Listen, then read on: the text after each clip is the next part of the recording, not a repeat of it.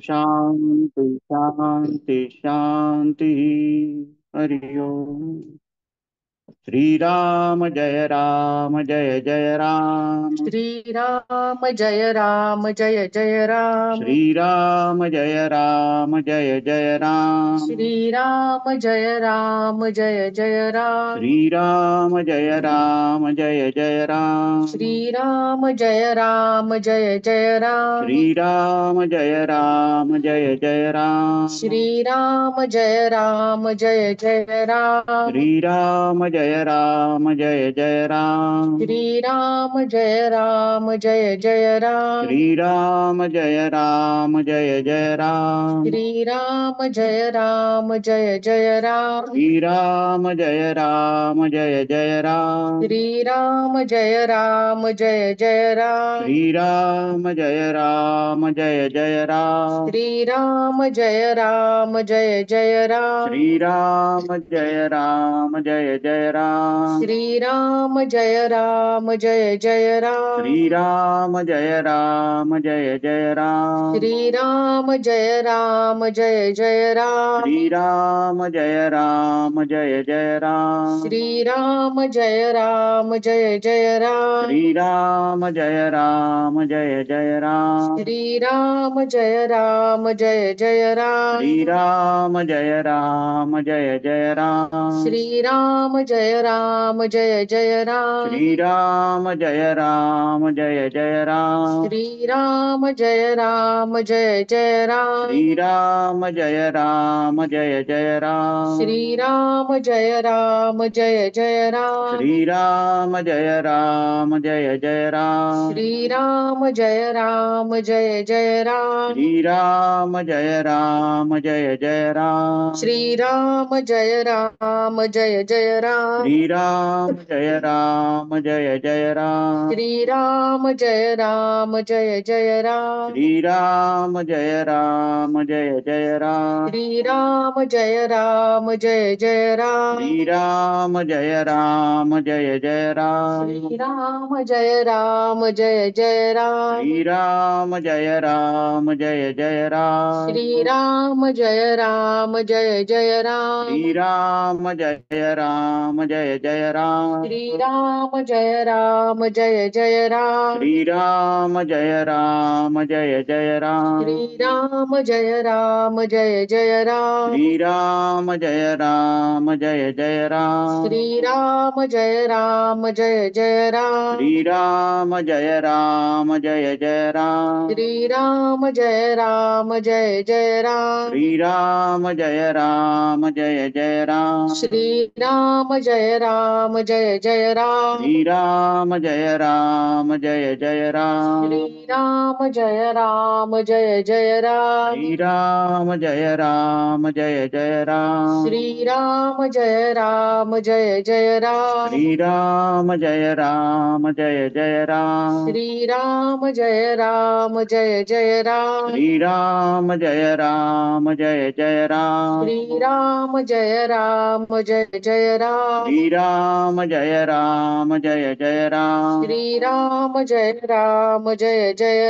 श्रीराम जय राम जय जय राम। श्री राम जय जय राम। श्रीराम जय राम जय जय राम। श्री राम जय जय राम। श्रीराम जय राम जय जय राम। श्री राम जय जय राम। श्रीराम जय राम जय जय राम। श्री राम जय जय राम। श्रीराम जय राम जय जय राम। श्री राम जय जय राम। श्रीराम जय राम जय जय राम। श्री राम जय जय राम। श्रीराम जय राम जय जय राम। श्री राम जय जय राम। श्रीराम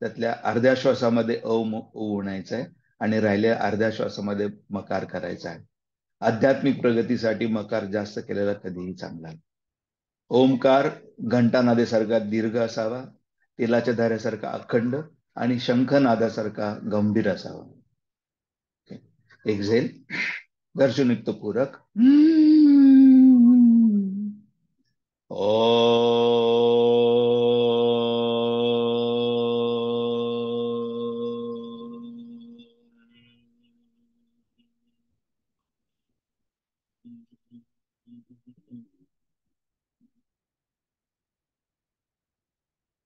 पूरक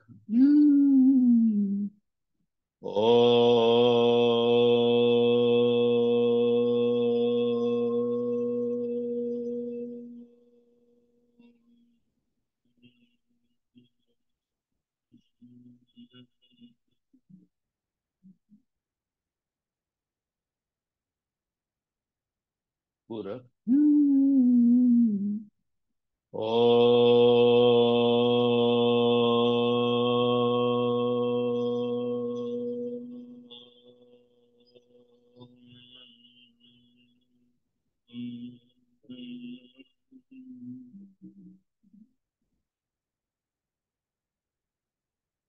शांत शांत शांत. आपण जो तो ओंकारचा नाद केलेला आहे, ओंकारचा जो ध्वनी केलेला आहे, तो मनातल्या मनात आठवून साठवण्याचा प्रयत्न करा.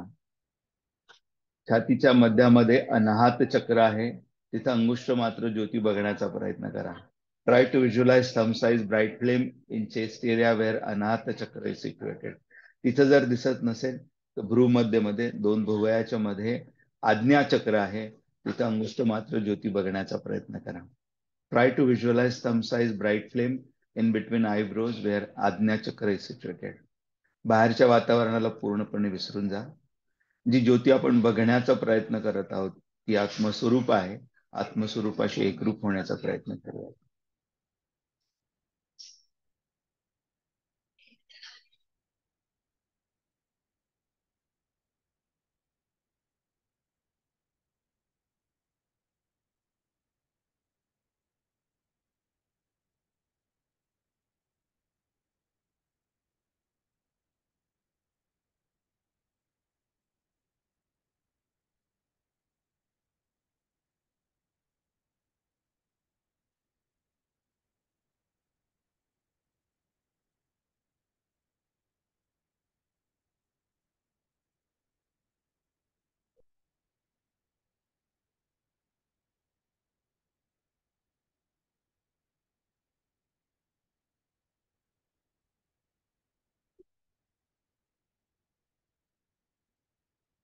परत एकदा 2 वेळा ओंकार.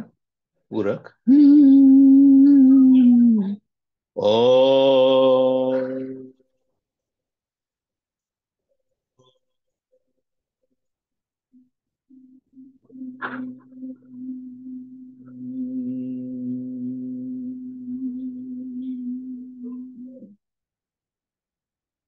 पूरक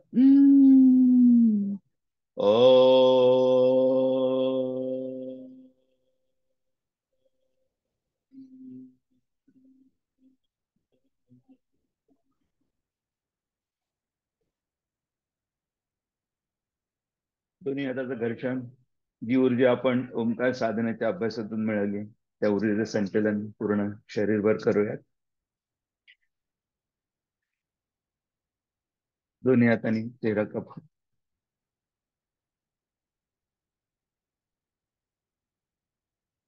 हरि ओम.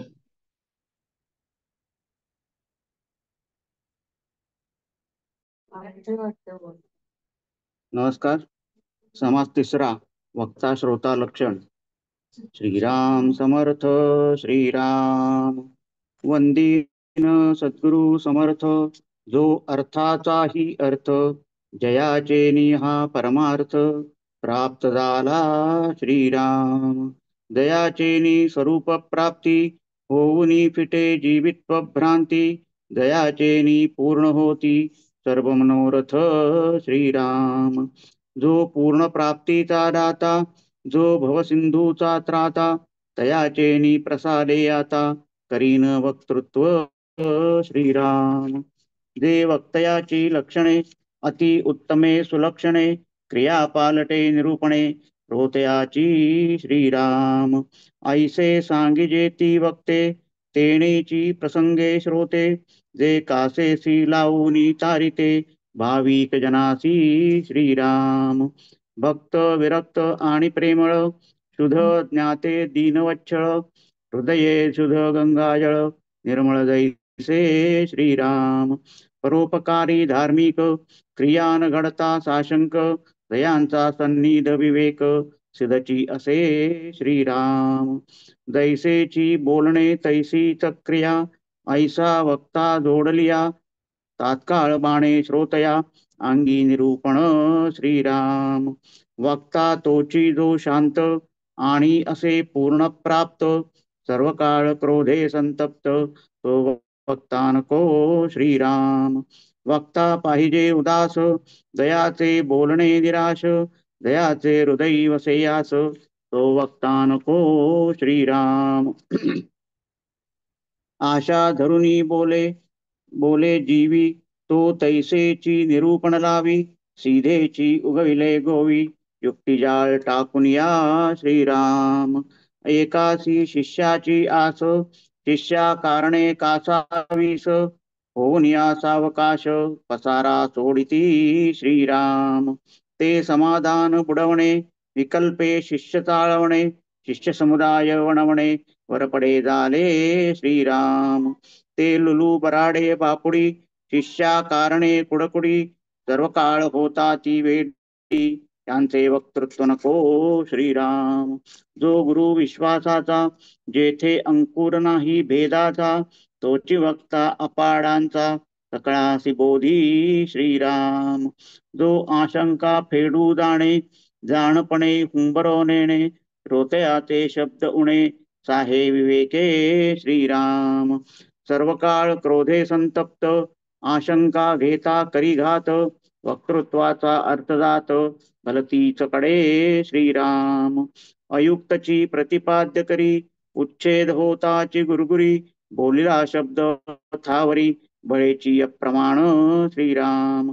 बोलता बोलता येती बळा, हातपाये कापती चळचळा, क्रोधे युकावती वेळोवेळा, शीघ्र कोपी दे श्रीराम.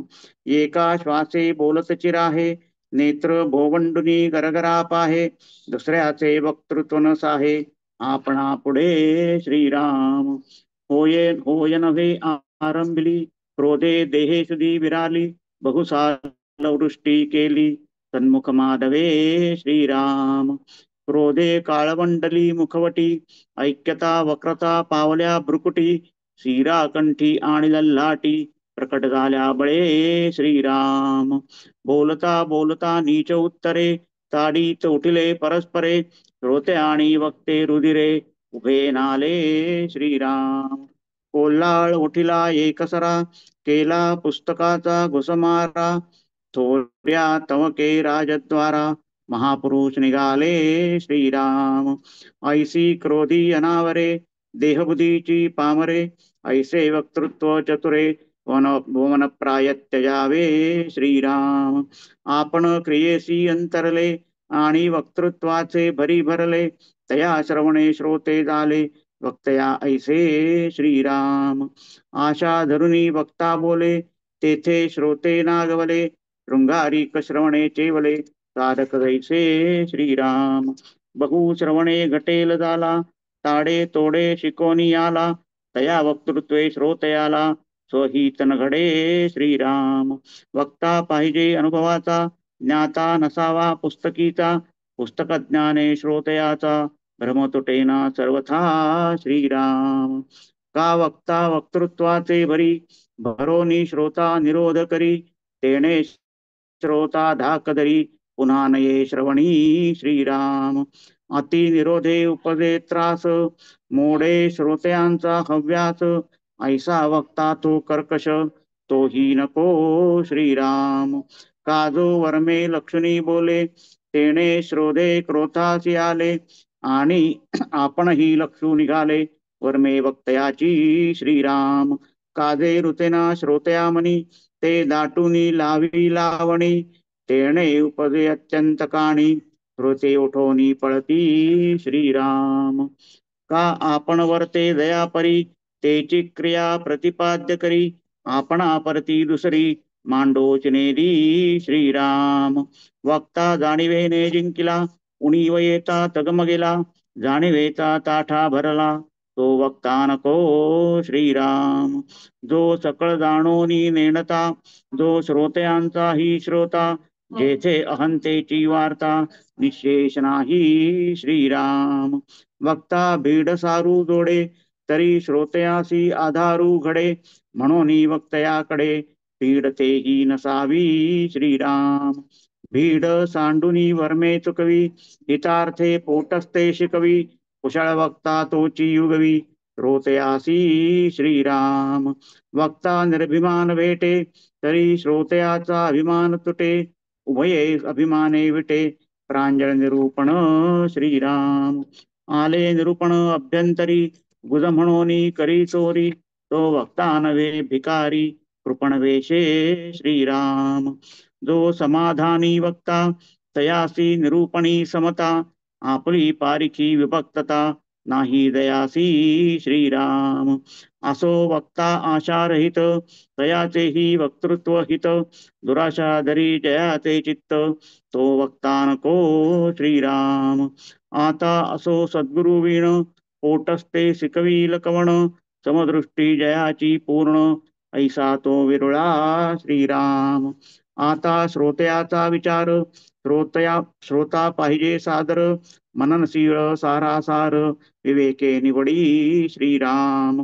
श्रोता आदरे श्रवण करी, तेणे उचंबळे आनंद लहरी, श्रोते वक्ते अर्थांतरी, मिळवून जाती श्रीराम. आर्तभूत श्रोता मिळे, आणि आदरे श्रवणी निवळे, तेणे सकळिकांचा गळे, देहाभिमान श्रीराम. सादर सर्वांगे सामोरा, आदरे होतसे पुढारा, श्रवणी पडता चिवतारा उत्तरा, परीक्षुनी सांडी श्रीराम. सांडुनी सवेची सादर, पाहे वक्तया समोर, ऐसा मनाचा व्यापार, मने आरंभिला श्रीराम. मुखाकडे लक्षी आदरे, बाहेरी निगताची उत्तरे, प्राशन करी कर्णद्वारे, विवरे स्वये श्रीराम.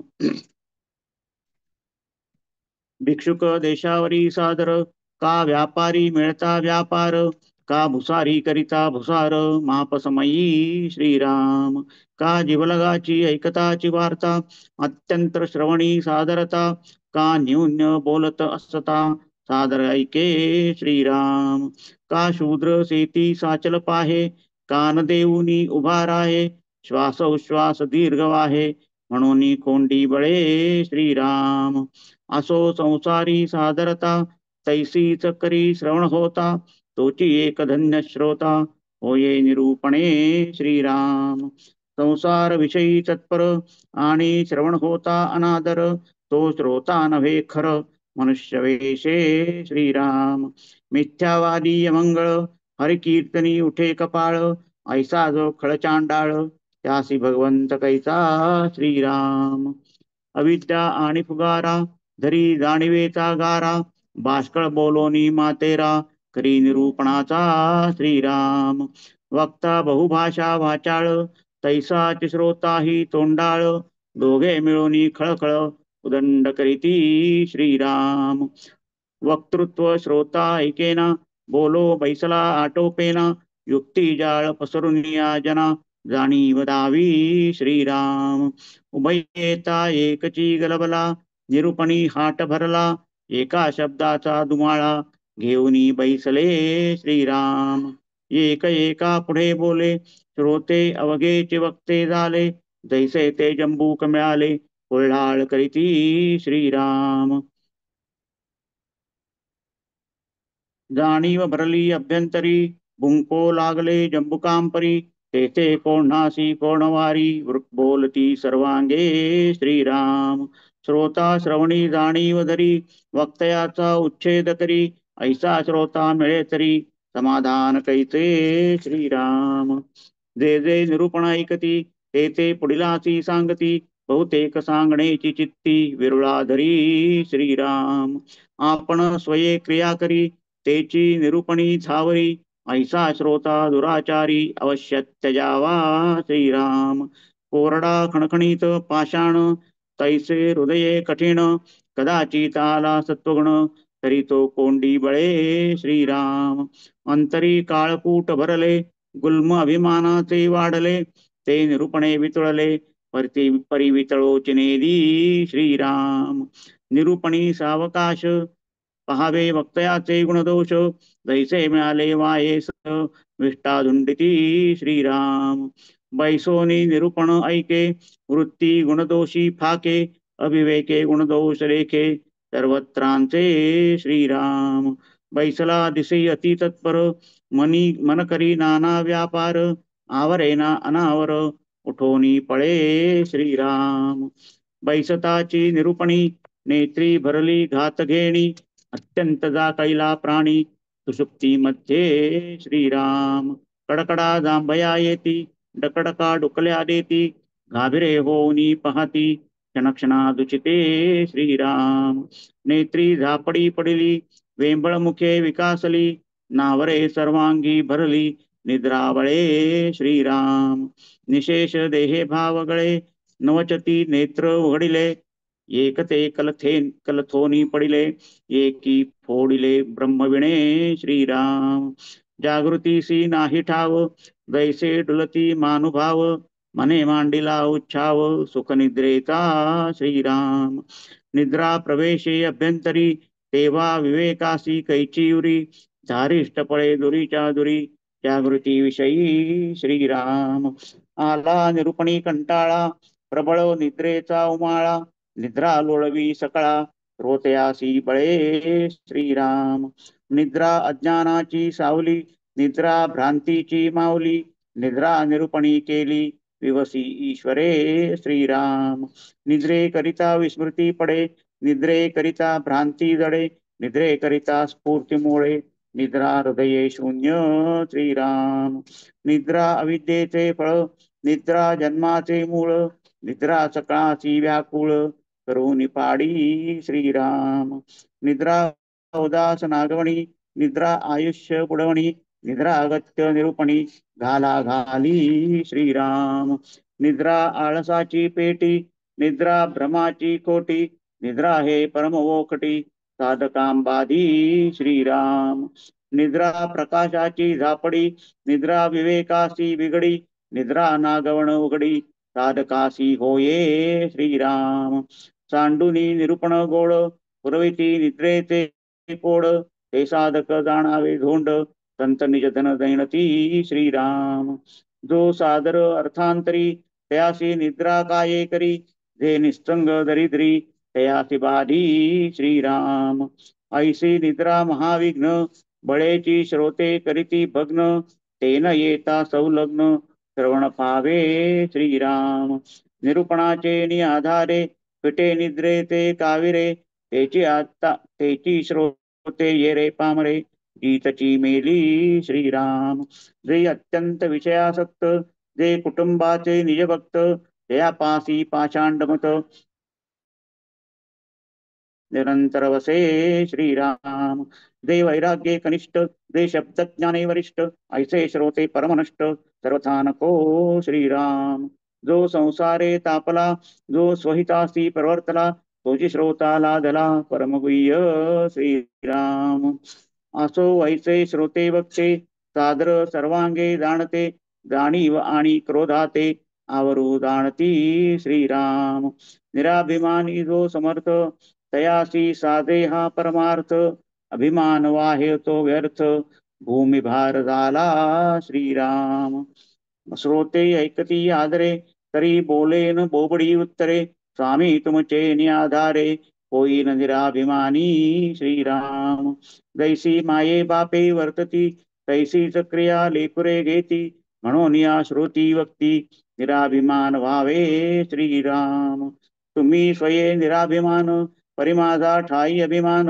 असेल म्हणून साधन पाये तुमचे श्रीराम. माझा अंगी अभिमान जडे तरी गोष्टी येईल स्वामीकडे. दैसा परिवार पळतामुळे महत्व नृपतीचे श्रीराम. तुम्हा सज्जनांची कृपामद आणि उरेल अभिमान पुंज, तर हे माझी लाज तुम्हासीची की श्रीराम. स्वामी तुमचे प्रतापे, कृतांत काळ तोही कापे, तुमचे वचन मात्र सोपे, होये परब्रह्म श्रीराम. तुमची कृपा जेथे घडे, तयासीच परब्रह्म जोडे, प्राणी सुटती रोकडे, दुःखापासून सर्वदा श्रीराम. तुम्हासी शरण अनन्य भावे, जाता लुटी आनंद फावे, तया सुखाचे मिरवे, तेज शांती अंगी श्रीराम. एका भावार्थासाठी उघडे शब्दरत्न पेटी, अनर्घ्य रत्नांची गोमटी, माळ बसे हृदयी श्रीराम. तुमचे उच्चिष्टलेशे आणि गुरु शिष्याचे निमिसे, सांगिजेल देणे पिसे, धडे जीवपणाचे श्रीराम. इति श्रीरामी रामदास विनवी संत सज्जनास, व्युत्पत्ती आणि परप्रास क्षमा केली पाहिजे श्रीराम. इति तृतीय समासः. श्रीराम समर्थ. श्रीराम.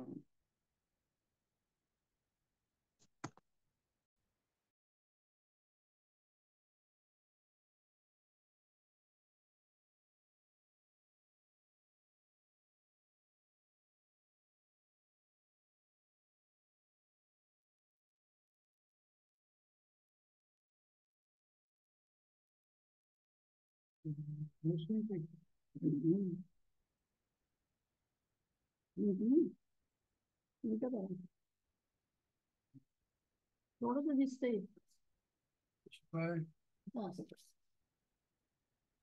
असं ठीक दिसतं.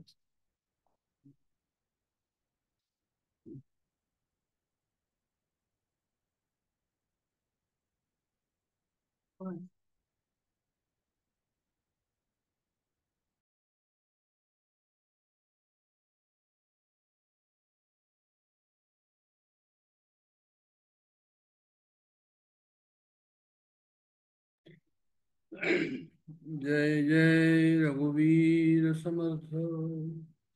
गुरु ब्रह्मा गुरु विष्णू गुरुदेव महेश्वरा, गुरु साक्षात परब्रह्म तस्मै श्री गुरुवे नमः. जय जय रघुवीर समर्थ. आपल्या सर्वांना नम्र अभिवादन. जुना दासबोध त्याच्याबद्दलचा आपण अभ्यास या ठिकाणी करणार आहोत. जुना दासबोधाचं महत्व असं की समर्थांचं जेव्हा तपस्या पूर्ण झाली त्याच्यानंतर त्यांनी हे लिहिलेलं पहिलं वाङ्मय आहे असं म्हणायला हरकत नाही. आणि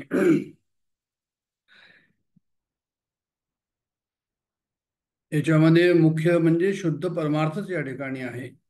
आणि आपण या ठिकाणी जे आहे ते शुद्ध परमार्थाचाच अभ्यास करतो आहोत, म्हणून त्याचं महत्व नवीन दासबोधापेक्षा सुद्धा जास्त आहे. म्हणजे गोंदवलेकर महाराजांचे शिष्य जे प्रल्हाद स्वामी होते, त्यांनी सुद्धा जे आहे ते आपल्या शिष्यांना सांगत होते की जे आहे ते तुम्ही जुना दासबोध वाचा, जुना दासबोध वाचा. ते 1340 ओव्या याच्यामध्ये आहे आणि 4 समास जुन्या दासबोधातले नवीन दासबोधात गेलेले आहे. त्याच्यावरून त्याचं सर्व महत्व आपल्याला कळतं. सद्गुरु लक्षण, शिष्य लक्षण, वैराग्य निरूपण अशा प्रकारचं जे आहे ते, आणि त्याच्यानंतर आत्मनिवेदन, हे 4 समास पुढच्या याच्यात गेलेले आहे. तसं जुना दासबोध जे आहे ते आपण आता पहिला समास पाहिला, दुसरा समास पाहिला, तिसरा पण अर्धा पाहिलेला आहे. पण पहिल्या समासामध्ये काय सांगितलं असं जर आपल्याला काय आपण अभ्यास केला की लक्षात आहे का, तर मग त्याचं उत्तर कदाचित पुष्कळसं जे आहे ते आपल्याला तेवढं धड देता येणार नाही, नीट देता येणार. पहिल्या समासात काय सांगितलंय तर म्हणजे त्यांनी सुरुवातच केली आहे पहिल्या ओवीपासून की म्हणे मन मीपणे निर्गुजले आणि स्वामीच्या पदी मिसळले, ऐक्य रूपे स्वयाचे झाले पद आपण. म्हणजे त्यांचं असं म्हणायचं की सद्गुरू चरणी मी नतमस्तक झालो आणि नतमस्तक जे आहे ते झाल्यानंतर मी आणि सद्गुरू एक रूप होऊन गेलो. मग मला मी म्हणायची सुद्धा लाज वाटते त्या ठिकाणी. अशा प्रकारचं मी त्यांच्याशी एकरूप झालो. म्हणजे राम आणि दास दोघे पहुडले रामी, तेही बोलावया दुजा न दुरे धामी. सद्गुरूशी एकरूप होणं इथूनच त्यांनी जे आहे ते पहिल्या समासाला सुरुवात केलेली आहे. म्हणजे कोणत्या लेवलचं त्या गोष्टी करतात आहे अध्यात्माचं, शुद्ध अध्यात्म, याच्यावरून आपल्याला कळून येतं. आणि स्वामी सेवकपणा जो आहे ते म्हणतात की त्या ठिकाणी राहिला नाही, की स्वामी सेवकपण व्हावो, जाणावा तो स्वामी राहो, ऐसे निजपदी ठावो भाग्यानुसार. म्हणजे स्वामी सेवकपणा जो आहे तो त्या ठिकाणी एकदा पदी मिसळल्यावर, एकरूप झाल्यावर राहिला नाही असं म्हणतात. आणि हे केव्हा होतं तर म्हणे, त्यांनी असं लिहिलंय या ठिकाणी की मी कोण म्हणजे कळले, देहतत्व तितुके शोधले, मनोवृत्तीचा ठाई आले मी तूपणा. हे कोणी नवीन दासबोधामध्ये हे उद्धरण आहे. आणि समर्थांचं असं म्हणणं आहे की जोपर्यंत तुम्हाला हे कळणार नाही की मी कोण पाहिजे कळले, आणि देह कोण आहे, देहतत्व तितुके शोधले, आणि मनोवृत्तीच्या ठाई आले, जोपर्यंत मनात ठसणार नाही तोपर्यंत मी तू पण जाणार नाही. माझे शरीर ऐसे म्हणतो तरी तो जाण देहा वेगळाची तो. शरीर माझं जरी म्हटलं तरी घरासारखंच आहे ते, की मी त्या घरात राहतो. आणि मन माझे ऐसे जाणतो, माझं मन म्हणतो तरी तो मनही मी नव्हे, ते मन जे आहे ते मी नाही. अशा प्रकारचा बोध त्यांनी या ठिकाणी सुरुवातीलाच त्यांनी जे आहे ते खूप मोठ्या लेवलवर म्हणा किंवा एक गूढ अध्यात्म रहस्य या ठिकाणी जे आहे त्यांनी उलगडलेलं आहे. आणि आम्हाला काय करायचंय, त्यामुळे आम्हाला हे करायचंय की संतांच्या मुखातून जे बाहेर पडलेले उष्टी शब्द आहे ते आदर्शासारखे श्रवण करून, आणि काय होईल म्हणे स्वतःचं स्वरूप माहीत करून घ्यायचंय. शब्दी निशब्द झाले, उच्छिष्ट श्रवण खादले, ते अभ्यंतरी वैसले स्वयंभू बोध. हा अर्थ आहे, ह्या उभीचा हा अर्थ आहे जो आता मी सांगितला. की आपण हे जर जुना दासबोध वाचून, त्यांचं संत साहित्य वाचून जे आहे ते काय करायचं, तर म्हणे आम्ही स्वतः त्या ठिकाणी निशब्द व्हावं, असा त्याचा अर्थ त्या ठिकाणी दिला आहे. हे पहिल्या समासाचं सांगतोय मी. आणि पहिल्या समासामध्ये जे आहे ते 18-19 पानावर त्यांनी एक सुंदर एक उदाहरण दिलेलं आहे. आणि ते असं दिलंय की 20वी ओवी, की मी सिंधू ऐसे जडले तेव्हाची खडेपणा आले, आणि सिंधू सांडूनी बाहेर पडले कठीणपणे लवण. म्हणजे मी सिंधू आहे, म्हणजे हे सर्वदूर ब्रह्म आहे, अशी जाणीव मनाला चिकटताच समुद्रातील मिठाच्या खड्यासारखी आपली अवस्था होते. म्हणजे त्यांना असं म्हणायचं की मी अहम ब्रह्मास्मी, मी ब्रह्म आहे. तर मिठाच्या खड्यासारखी आपली अवस्था होते. म्हणजे मिठाचा खडा ज्याप्रमाणे कठीण होऊन समुद्रातून बाहेर पडतो, त्याप्रमाणे ज्ञानाची जाणीव साधकाला ब्रह्ममय होऊ देत नाही. मी ब्रह्मच आहे, मग मी नाहीच तिथे. सर्वम खलिदुम ब्रह्मास्मी. मी ब्रह्म आहे म्हटल्यानंतर म्हणजे समुद्रामध्ये जसं मीठ आहे तसं. मग काय होईल, त्या सिंधूचाची हा अंश, त्याचाच अंश तो आहे, तो एकरूपच आहे. परी एकदेशी पाचे क्षीण, पुन्हा त्याचे सिंधुविण विश्रांती नाही. म्हणजे जो परत तो जो खडा आहे मिठाचा, तो परत समुद्रात गेला आणि घोळून एकरूप झाला, तीच त्याची गती आहे. आणि जोपर्यंत तो होत नाही तोपर्यंत त्याला कळणार नाही. म्हणजे आम्ही जणू काही मिठाचे खडे आहो असं धरून चला. आणि जोपर्यंत आम्ही त्या ब्रह्मरूपामध्ये एकरूप होऊन जात नाही, जे पहिल्या ओळीमध्ये सांगितलं त्यांनी की ते एकरूप चरणावर मस्तक ठेवलं आणि एकरूप होऊन गेले, ते एकरूप झाल्यानंतरच ती खरी विश्रांती आहे. अदरवाईज विश्रांती नाहीये. समुद्रामध्ये मासोळी असतात, त्या शोधत राहतात पाण्याला, पण त्या पाण्यामध्येच असतात, ते त्यांना कळत नाही, त्यांना तेवढी बुद्धी नसते म्हणून. तर अशा प्रकारे पुढे लिहिलंय त्यांनी की होतो खडेपणे फुटलो, सद्गुरूने जीवन केलो, म्हणजे पाणी केलं. आलो गेलो आणि बोललो तो मी नव्हे सर्वता. जो हा मी या ठिकाणी बोलतो आहे, आपण जे ऐकता हा खरा मी नव्हेच.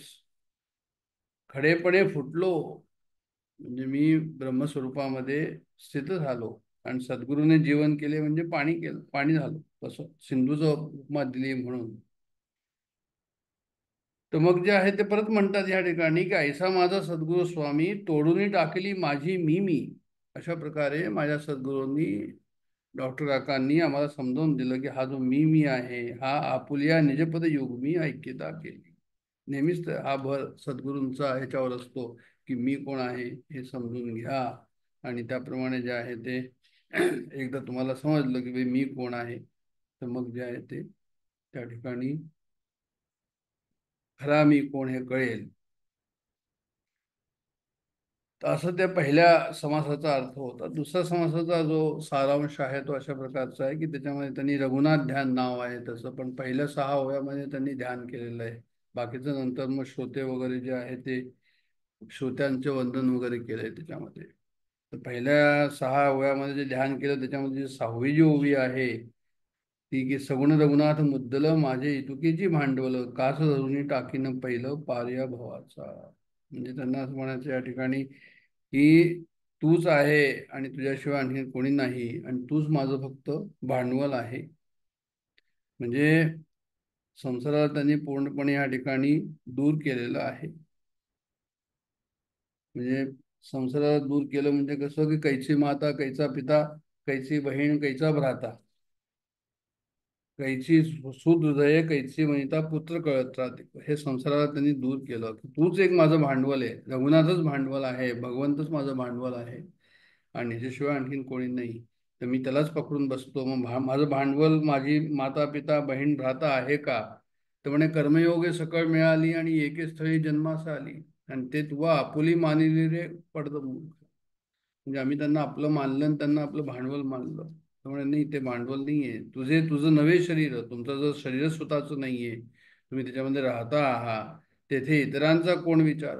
आता एक भगवंत साचार धरी भावार्थ. फक्त भगवंतालाच तुम्ही जे आहे ते कास धरुनी टाकीलं पहिलं पार्या भवाचं, असं 6वी ओवी जी आम्हाला सांगते जुन्या दासबोधातली. त्याचा अर्थच हा आहे की आम्ही फक्त भगवंताला चिकटून राहायचो आणि हा जो आहे तो भवसागर पार करायचा. कारण की स्वजन धनाचा कोण संतोष आहे आणि रघुपती विना आता चित्त कोठेनर आहे.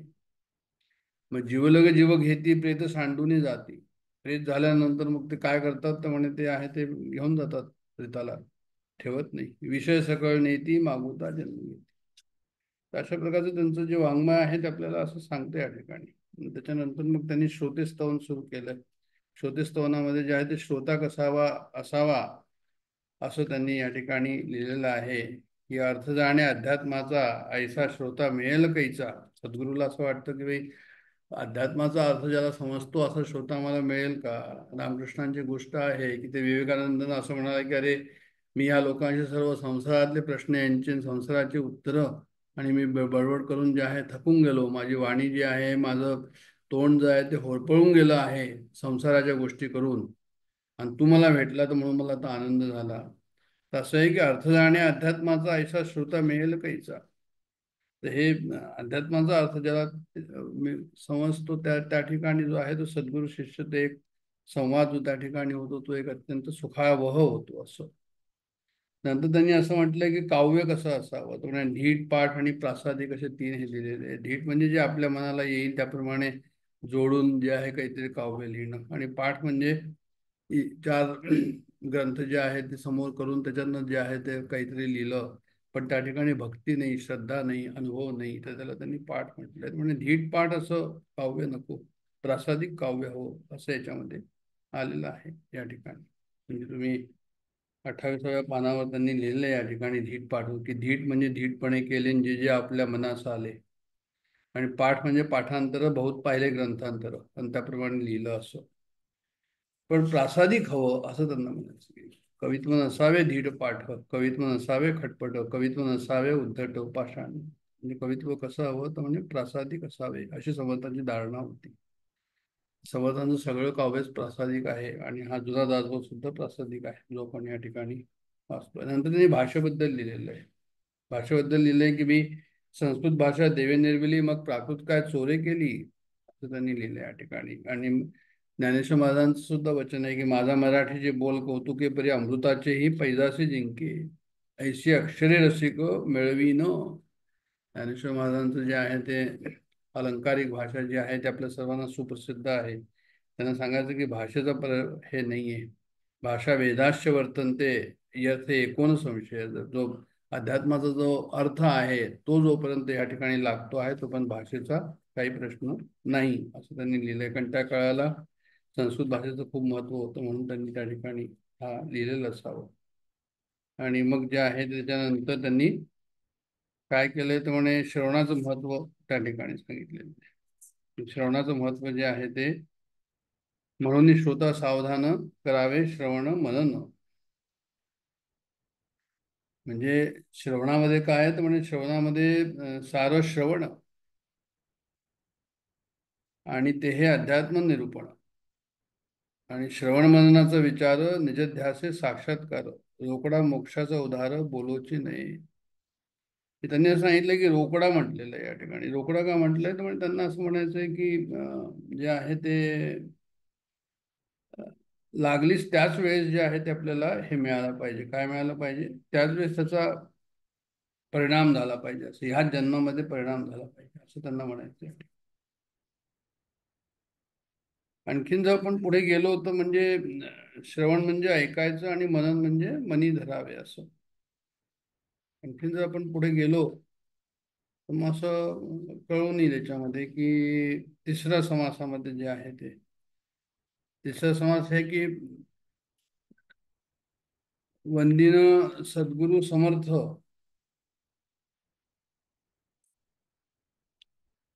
वंदिन सद्गुरु समर्थ जो अर्थाचाही अर्थ जयाचेनी हा परमार्थ प्राप्त झाला. तिसऱ्या समाजाचा पहिली ओवी ही आहे की मी सद्गुरूंना वंदन करतो. आता अर्थाचाही अर्थ लिहिलाय. अर्थ म्हणजे आपण संपत्ती पैसा याचा अर्थ घेतो, हा अर्थाचाही अर्थ आहे. म्हणजे सर्वश्रेष्ठ संपत्ती जर कोणी आपल्याकरता असेल तर म्हणजे सर्वश्रेष्ठ संपत्ती जो आहे ती सद्गुरु समर्थच. म्हणजे सर्वश्रेष्ठ संपत्ती जी आहे ती परमार्थाची प्राप्ती, परमात्मा प्राप्ती ही सर्वश्रेष्ठ संपत्ती आमच्याकडे आहे. म्हणजे भगवंत सर्वश्रेष्ठ संपत्ती आहे असं त्यांना म्हणायचं आहे.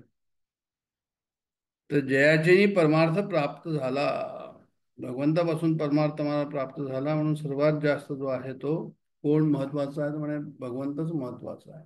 मग परमार्थ तो राज्यधारी, म्हणजे ज्यांना परमार्थ मिळाला तेच राज्यधारी आहे, परमार्थ नाही तो भिकारी. मग आता मी भिकारी आहे की राज्यधारी आहे, काय व्हायचंय मला, आणि म्हणून या ठिकाणी बसलेलो आहो. आता हे सर्व स्पष्ट आहे. आणि या ठिकाणी जे आहे ते मी जीव आहे हा जो माझ्या मनामध्ये आहे ह्याच्याबद्दलच जे आहे त्यांनी सांगितलेलं आहे की मी जीव ऐसा संकल्प दृढ करिता धरिता गेले कल्पो. म्हणजे हे नवीन दासबोधामध्ये समर्थांनी असं म्हटलेलं आहे. जीवाबद्दलची संकल्पना मांडली ती ह्या ठिकाणी का आली तर म्हणजे जे आहे ते आता जेव्हा आम्ही असं म्हणतो की अर्थ कशा करताय, तर अर्थ जो आहे जो परमार्थ आहे तर मी कोण आहे तर म्हणजे मी जीव आहे असं आपण समजतो. आणि तो दृढ झाल्यानंतर मी अल्पबुद्धी होऊन जातो. आणि मी जीव म्हटलं म्हणजे मी जीव माझं बंधन माझं आहे जन्म मरण असं येऊन जातं. एकदा मी जीव म्हटलं म्हणजे मला बंधन येतं, जन्म मरण येतं आणि केल्या कर्माचे फळ आपण भोगीन आता.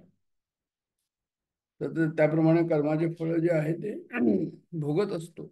खरं म्हणजे काय तर म्हणजे कोणाशीच नाही बंधन, भ्रांतीस्तव भुलले जन आणि दृढ घेतला देहाभिमान म्हणून या. म्हणजे खरं म्हणजे बंधन नाहीच आहे, भ्रांती आहे. आणि ही भ्रांती कशी आहे की मी त्याला पक्क केलेलं आहे, दृढ घेतला देहाभिमान म्हणून या. तर अशा प्रकारे त्यांनी याचं सुरुवात केली तिसऱ्या याची. आणि मग त्यांनी जे आहे ते चौथ्या ओळीमध्ये वक्त्याची लक्षण दिली. आणि वक्त्याची लक्षणं देताना त्यांनी असं म्हटलं क्रिया पालटे निरूपणे श्रोत्याची. तोच वक्ता बरोबर आहे. कोणता वक्ता बरोबर आहे? ज्याचं क्रिया पालटे निरूपणे, म्हणजे जो निरूपण करून आपली क्रियेला बदलतो, ज्याला त्या ठिकाणी शब्दाचा फक्त तो सहारा घेत नाही पण शब्दाचा अनुभव पण त्याला आहे असं त्यांना सांगितलंय. म्हणजे क्रिया पालटे निरूपणे म्हणजे श्रवण केल्याचे फळ क्रिया पालटे तात्काळ नवीन दासबोधामध्ये दिलंय. आणि तुटे संशयाचे मूळ एकसरा. श्रवणाचं काय की श्रवण करून करून करून करून जे आहे ते मन पलटतं आणि त्याप्रमाणे आपली क्रिया होते असं त्यांना सांगितलं. आणि त्याच्यानंतर त्यांनी असंही या ठिकाणी दिलेलं आहे की म्हणजे आता असं नको की म्हणजे निरूपण ऐकून जे आहे ते आम्हाला काय होतं तर म्हणजे निरूपणी जे आहे ते ज्ञान प्रबळेन उठून जातात ते मावळे, असं नको. म्हणजे ज्याला आपण म्हणतो की स्थळत्याग होता निरूपणी सद्वृत्ती होते आणि स्थळत्याग होता सवेची जाते, असं नाही झालं पाहिजे. त्यामुळे काय झालं पाहिजे म्हणजे हे निरूपण ऐकून श्रवण करून करून करून मनामध्ये तेच घोळलं पाहिजे आणि त्याप्रमाणे जे आहे ते क्रिया सुद्धा असली पाहिजे असं ते म्हणतात या ठिकाणी. तर भक्त विरक्त आणि प्रेमळ म्हणजे 6वी ओवी आहे. शुद्ध ज्ञाते दीन वच्छळ हृदय शुद्ध गंगाजळ निर्मळ जैसे. म्हणजे सांगणारा आणि ऐकणारा हे दोघे जण काय आहे की भवसागरातून तरून जावे यांची समर्थांची अशी प्रामाणिक तळमळ. म्हणून त्यांनी लिहिलंय की भक्त कसा हवा म्हणजे विरक्त हवा आणि प्रेमळ हवा. म्हणजे विरक्त आणि प्रेमळ का म्हटलं या ठिकाणी तर म्हणजे पुष्कळ वेळा असं होतं की स्मशान वैराग्य तिथे असतं, म्हणजे तेवढ्यापुरतं असतं. आणि मग जे आहे ते असंही असतं की ज्याला आपण म्हणतो की ते जे आहे ते संतापतात. वैराग्य त्यांचं इतकं असतं की म्हणजे त्यांना संतापच येतो त्यावेळेस त्यांच्या मनासारखं झालं नाही तर म्हणून त्यांनी करतल भिक्षा तत्तल वास, म्हणजे मी झाडाखाली झोपतो आणि हातामध्येच मी भिक्षा घेतो. मग एवढा वैराग्य जर आहे त्या ठिकाणी तदपि न मुंजती आशा पाशा, त्याच्या आशा तृष्णा जे आहे ते गेलेले नसतात, म्हणजे तो संतापतो त्या ठिकाणी. तर असं नसलं पाहिजे. म्हणजे निरूपण वैराग्य स्मशान वैराग्यासारखं की त्यावेळेस फक्त वाटतं नंतर परत वाटत नाही. तर हे आवश्यक आहे की जैसेची बोलणे तैसीची क्रिया. 8वी ओबी की ऐसा वक्ता जोडलिया तत्काळ बाणे श्रोते या अंगी निरूपण. त्यांनी ते दोघांचं महत्व सांगितलं, श्रोता आणि वक्ता. श्रोता आणि वक्ता जर असे मिळून गेले किंवा असा जर वक्ता असेल की जो बोलण्याप्रमाणेच करतो तर श्रोताचं सुद्धा लागलीच चेंज होऊन जाईल असं तो म्हणतो. तर सर्व काळ क्रोधे संतप्त तो वक्ता नको. असं नको की वक्ता जो आहे तो त्यांनी अनुभवात आलं पाहिजे, स्वतःला त्याला अनुभव असला पाहिजे. वक्ता पाहिजे उदास जयाचे बोलणे निराश म्हणजे निस्पृहता. निस्पृहता असली पाहिजे त्याला. त्याला इंद्रियामध्ये तो आसक्त नसला पाहिजे. आणि ज्याच्या हृदयी वसे आस, म्हणजे त्याच्या जर कामना असतील, विषय कामना असतील तर असा वक्ता योग्य नाही असं ते या ठिकाणी म्हणतात. म्हणून बोलण्यासारखे चालणे स्वय करून बोलणे त्याची वचने प्रमाणे मानिती जनी असं म्हणतात ते या ठिकाणी. हे केव्हा होईल तर म्हणजे श्रवण करून करून करून करून बोले तसं चालेल त्याची वंदावे पावले. श्रवण करून करून मना परिवर्तन होईल आणि मन मग त्याप्रमाणे क्रिया सुद्धा त्याप्रमाणे होईल. हे केव्हा होईल तर म्हणजे संशय गेला की होईल. आणि मग विरक्ती आणि प्रेमळपणा त्या ठिकाणी येईल. संशयांना विनश्यती म्हणजे व्यर्थ संशयाचे व्रत, व्यर्थ संशयाचे तीर्थ, व्यर्थ संशयाचा परमार्थ निश्चय. संशयाविना भक्ती, संशयाची भक्त व्यर्थ आहे, संशयाची प्रीती व्यर्थ आहे, व्यर्थ संशयाची संगती व्यर्थ आहे. तर असं जे संशय जर असेल तर त्यांनी मग तिथे तुम्हाला लाभ होणार नाही. म्हणून तुम्ही संशय काढून आपले सर्व संशय दूर करून त्या ठिकाणी काय करा तर म्हणजे ती भक्ती करा अशा प्रकारे त्यांनी म्हटलंय. म्हणून बोले तैसं चाले ज्याला आपण म्हणतो त्याचे वंदावे पावले किंवा बोलण्यासारखे चालणे स्वय करून बोलणे आणि तयाची वचने प्रमाणे मानिती जनी. बोलतो तो खरे चालतो, बोलतो खरे चालतो खरे त्याचे मानिती लहान थोरे असं या ठिकाणी त्याने उद्धरण दिलेलं आहे सुनील चिंचोकरांनी याचं. तर आता हे त्याच्यानंतरचं जे आहे ते भक्त विरक्त आणि प्रेमळ सांगितलं मी ऑलरेडी की विरक्त आणि प्रेमळ जे आहे ही जोडी त्यांनी दाखवलेली आहे. पुढे आणखीन आहे की म्हणजे हे आहे की त्याच्या इच्छा ज्या आहे वक्त्याच्या त्या इंद्रियाच्या पातळीवर असावा. जो गुरु विश्वासाचा जेथे अंकुर नाही भेदाचा, मनोभूमीत भेदाचा अंकुर नको, मनोभूमीत भेदाचा कोंब देखील फुटत नाही अशा प्रकारचं त्यांनी दाखवलं आहे. आणि भेटो कोणी एक नर धेड महारच आंबार, म्हणजे कोणी जरी असेल तरी तो सर्वांना परमेश्वर स्वरूप पाहत असल्यामुळे त्या ठिकाणी त्याला भेदाचा कोंब त्या ठिकाणी नाही असं म्हटलंय त्यांनी. तर वक्ता कसा हवा, इच्छा त्याच्या इच्छा इंद्रियाच्या पातळीवरच्या हव्या, म्हणजे इंद्रियाच्या पातळीवर त्या इच्छा नको, तर भगवंत प्राप्ती एवढंच हवं. आणि निस्पृहता निरपेक्ष हवं. आणि आशा धरून बोले जीवी मग तो तैसाचे निरूपण लावी हे पण त्यांनी सांगितले या ठिकाणी. म्हणजे मग त्याप्रमाणे जे आहे तर तुम्ही निरूपण जर कराल कारण तुमची आशा असेल तर मग त्याप्रमाणे मग ते बरोबर तो वक्ता बरोबर नाही असं. तर आपण काय केलं तर म्हणजे शंका निरसन करून पूर्ण भक्ती करून जे आहे ते हे सर्व वाचायला हवं, श्रवण करायला हवं, मनन करायला हवं. आणि श्रोत्यांनी आशंका घेतली ती तत्काळ पाहिजे फेडली असंही त्यांनी म्हटलंय. बघता कसा हवा. मग त्यांनी पुढे दिलेलं आहे की एक अतिशयोक्ती अलंकार वापरला आहे की श्रोता आणि वक्ता दोघांचा गोंधळ त्या ठिकाणी होतो की सर्व काळ क्रोधे संतप्त आशंका घेता करी घातो वक्तृत्वाचा अर्थ जातो भलतीचकडे. त्यांनी या 8-10 ओव्यांमध्ये जे पाहिलेलं आहे आपण हेच सांगितलं या ठिकाणी. त्यांना म्हणायचं या ठिकाणी आहे की म्हणजे वक्ता आणि श्रोता त्यांच्या दोघांचाही गोंधळ या ठिकाणी चालतो आणि वादविवाद चालतो. एक दुसऱ्याला ते मारामारी वक्तव्याला ते उठून श्रोते उठून वक्त्याला मारू लागतात. ही मारामारी एवढे उग्ररूप धारण करते की वक्ते आणि श्रोते दोघेही रक्ताने न्हाऊन निघतात इथपर्यंत त्यांनी लिहिलं आहे की बोलता बोलता नीच उत्तरे ताडीत उठले परस्परे श्रोते आणि वक्ते रुधिरे उभे न्याले असं. किंवा कोलाहल उठला एकसरा केला पुस्तकाचा घुसमारा. किंवा त्यांनी काय केलं की म्हणजे जे आहे ते वाचूनच काढलं जे की पुस्तक समोर होतं आणि वाचत गेला त्यांनी सांगितलं की आता सर्व झालं म्हणून. अशा प्रकारचं देहबुद्धीची पामरे आहे की शब्द प्रयोग केला यांनी. तर देहबुद्धीची पामरे हा म्हणजे जे आहे ते एक गरीब आहे.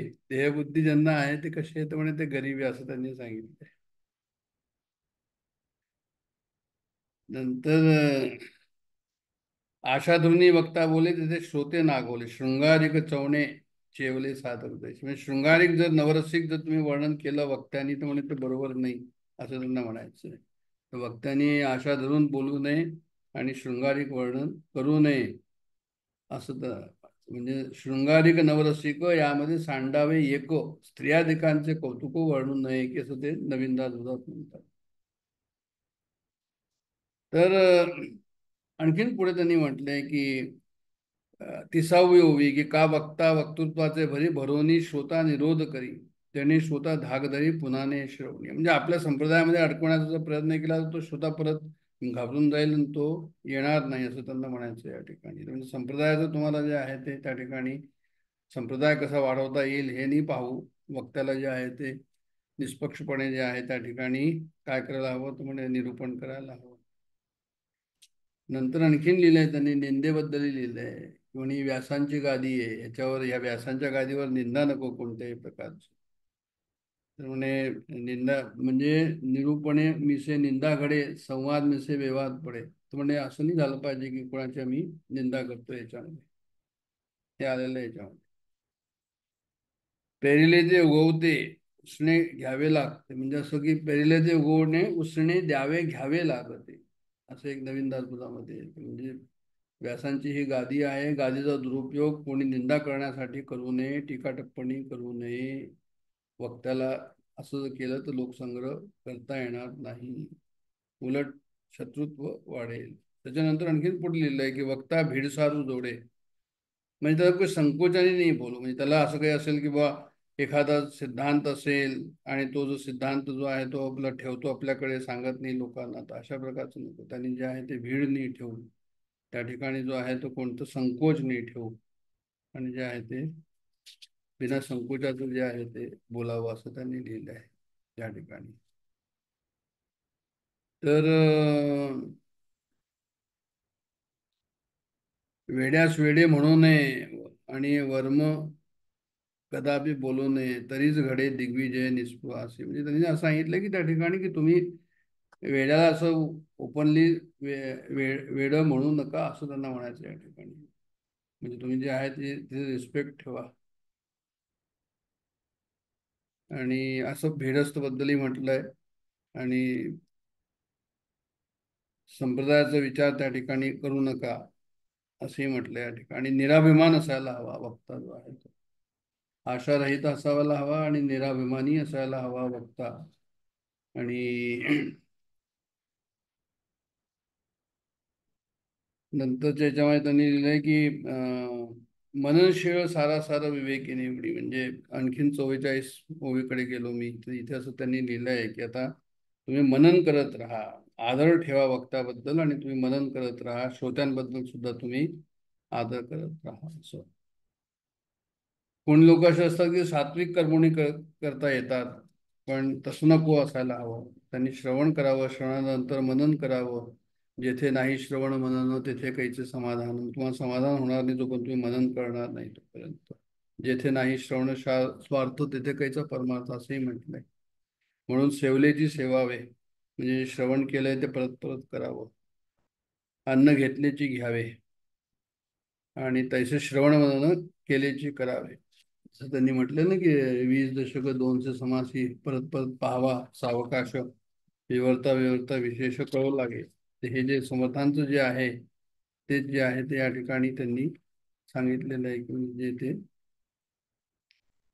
परत परत पाहत राहायचं त्याला असं.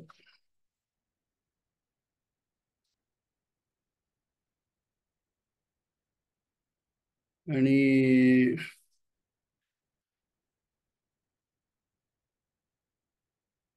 त्याच्यानंतर आपण जे आहे ते पुढे हे आलो याच्या या ठिकाणी की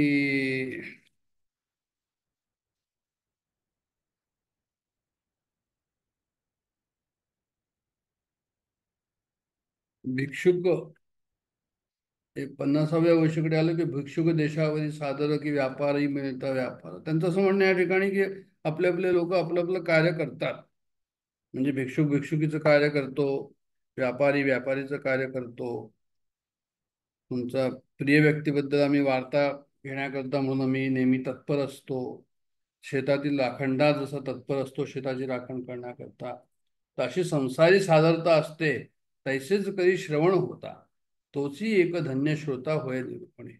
धन्य श्रोता कोणता की जसं तुम्ही संसारामध्ये सावधान राहता तस त्याप्रमाणे जे आहे ते याही ठिकाणी तुम्ही सावधान राहा. असं संसारविषयी तत्पर आणि श्रवण होता अनादर तो श्रोता नव्हे खरं मनुष्य वेश. म्हणजे ते असं म्हणतात की हा तर मग 2 पायाचा गाढव असं त्यांना खरं म्हटलंय. खरं म्हणजे गाढव.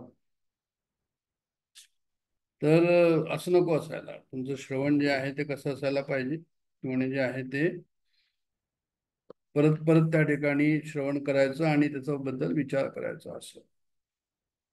आता हे सर्व मी का सांगतो की आपल्याला सर्व कामाचं आहे. म्हणजे this is what sadhana should be. साधनेमध्ये सर्व आलं पाहिजे म्हणून त्या ठिकाणी आपण पाहतोय. तर अशा 56 ते 62 ओव्या ज्या आहे त्या सुद्धा लक्षात ठेवायला हव्या की अविद्या आणि फुगारा धरी जाणीवेचा गारा बाष्प बोलून मातेरा करी निरूपणाचा. तर असं नको की आम्हाला त्याचा अभिमान होतो आहे. आणि नंतर परत त्यांनी ते अतिशयोक्ती अलंकार जसं मी बोललो की लोक जे आहेत ते एक दुसऱ्याशी बोलतात, एक एका पुढे बोले श्रोते अवघेची वक्ते झाले तैसे ते जंबूक मिळाले कोल्हाळ करते. कोले कोले जसे कोले कोई होते तर ते कोले कोई त्या ठिकाणी व्हायला नको. जाणीव भरली अभ्यंतरी भुंकू लागले जंबूक वगैरे. काय होतं की थोडंसं ज्ञान झालं की मग आम्ही जे आहे ते बोलू लागतो. ते म्हणतात तसं नाही, तुम्ही ज्ञान घ्या, त्याचा अनुभव घ्या आणि मग तुम्ही जे आहे त्याच्यानंतर बोला.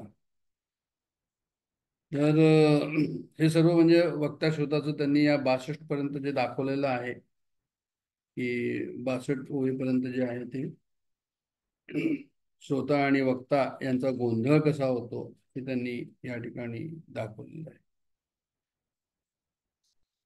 पुढे आणखीन जर आपण गेलो तर 63वी ओवी की जे जे निरूपण आहे की ती ते ते पुढीलाशी सांगती बहुतक सांगण्याची चित्ते वेरुळादरी. आपण स्वयंक्रिया करी त्याची निरूपणी थावरी ऐसा श्रोता दुराचारी अवश्य त्याच्यावा. काही श्रोते मनाला येईल तसे वागतात आणि नंतर प्रवचनात आपल्या वागण्याचे समर्थन करतात. असं अशापासून दूर राहायला ते म्हणतात. कोरडा खणखणीत पाषाण तैसे हृदय कठीण आणि कदाचित आला सत्वगुण तो कोंडी बळे. म्हणजे तो कठोर आहे, हृदयामध्ये त्याचा भक्तिभाव नाहीये आणि असं आविर्भाव करतो की जो आहे तो नाही मी जो आहे तो चांगला आहे म्हणून. तर असं नको. अंतरी काळकूट भरले गुल्म अभिमानाचे वाढले ते निरूपणे वितळले आणि परी वेतोळोची न दे.